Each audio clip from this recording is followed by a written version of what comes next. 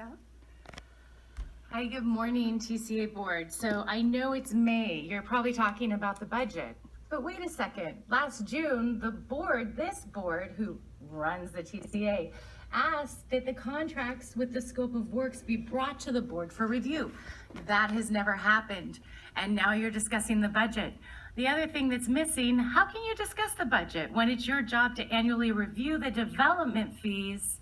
You can't really get a budget going without a review of the development fees. So just keep that in mind in your budget discussions and meetings. And the other thing is, that scope of work for the contracts that was supposed to be brought back, we'd all like to see it too, because the consultants and TCA board members now are attacking private citizens and putting things in print in newspaper articles that are 100% untrue. So kind of the tactics, the intimidation, the lack of transparency, we've really had enough of it.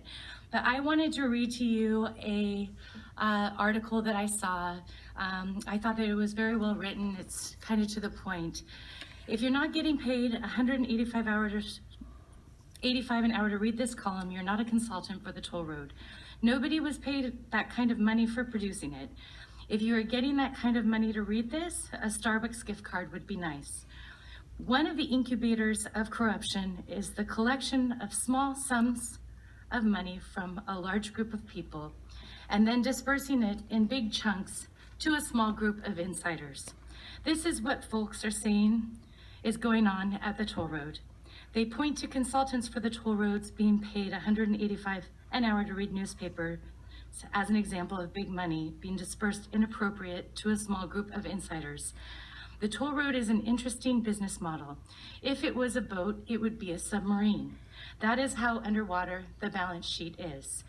It is about 3 times more liabilities than assets. If our personal balance sheets look like that, we'd be bankrupt. But the toll road is too big to fail, and they have the right to collect tolls until hell freezes over. This is worth billions to the bond boys and girls back on Wall Street.